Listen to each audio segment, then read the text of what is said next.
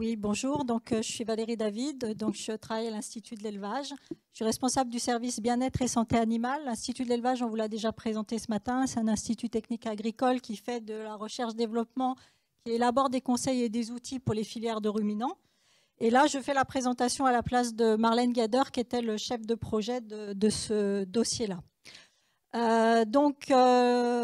L'objet de ma présentation, c'est la mise au point d'un algorithme qui vise à détecter de manière précoce et automatique les troubles respiratoires dans les ateliers de jeunes bovins en engraissement à partir de capteurs. Donc c'est un projet qui avait été financé dans le cadre du Carnot.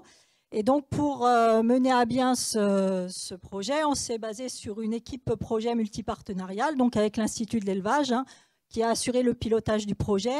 On a contribué en apportant notre expertise sur la gestion de la santé et du bien-être animal dans les élevages, mais aussi sur les aspects conduite des troupeaux.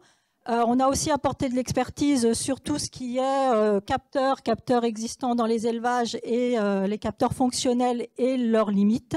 Et puis, donc, on a contribué à l'élaboration du dispositif de collecte des données sur le terrain qui ont permis d'élaborer l'algorithme. Les données ont été récupérées dans une ferme expérimentale qui fait partie du réseau FarmXP, donc, qui est un réseau Chambre d'agriculture et Institut de l'élevage. Et donc, c'était la ferme expérimentale des trinotières, des établières, excusez-moi. Ce projet a aussi mobilisé les compétences de 2 UMR. Donc, la première, c'est l'UMR BioEpar, donc avec l'apport d'expertise en santé animale, en épidémiologie et avec un spécialiste, Sébastien Assier, de tout ce qui est maladie respiratoire des ruminants.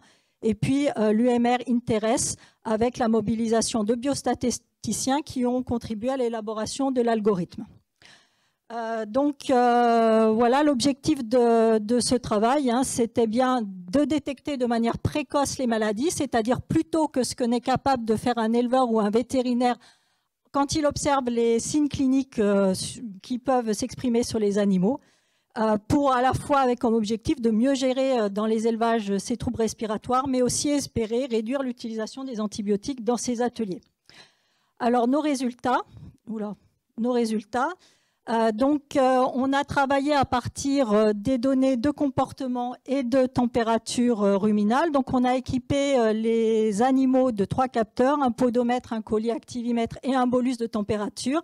Et donc, l'objectif, c'était bien, à partir des signes cliniques observés au jour J sur les animaux, donc de voir si on pouvait prédire l'apparition de ces signes cliniques observés au jour J avec les données des capteurs qui étaient enregistrés les jours précédents. Et donc, voilà. Donc, on est arrivé à un algorithme de prédiction avec une spécificité, une sensibilité qui est considérée comme étant très intéressante par les experts en santé animale, qui est de l'ordre de presque 75%. Voilà. Ensuite, donc, on a refait plusieurs types d'algorithmes et donc on vous en a présenté un autre. On voulait s'affranchir de l'utilisation du bolus ruminal, qui ne peut pas être, qui est un bolus en fait qui est attaché à chaque animal et donc qui ne peut pas passer d'animaux en animaux quand on change de bande. Donc, d'un point de vue économique, c'était pas forcément très intéressant. Donc, on a refait l'algorithme en enlevant cette température ruminale et donc on arrive à un algorithme de prédiction avec une spécificité, une sensibilité dégradée, un peu dégradée, mais qui est encore intéressante au vu des problématiques de gestion de la santé. Quels étaient les aspects innovants de notre travail? La première question qu'on s'est posée, c'est est-ce que, en fait, le projet vient de la question suivante, c'est est-ce qu'en associant différents types de paramètres, des paramètres de nature différente, que ce soit le comportement ou les activités, l'activité des JB et la température, est-ce qu'en associant ces 2 types de paramètres, est-ce qu'on pouvait avoir un algorithme de prédiction meilleur que les algorithmes qui avaient été établis précédemment et qui ne prenaient en compte soit que des analyses de comportement alimentaire, soit que des critères de température. La deuxième innovation, c'est sur la méthode mathématique qui a été développée par Interes, qui vise en fait qui était un peu innovante par rapport aux publications aux publications existantes sur le sujet, et notamment sur la méthode d'apprentissage.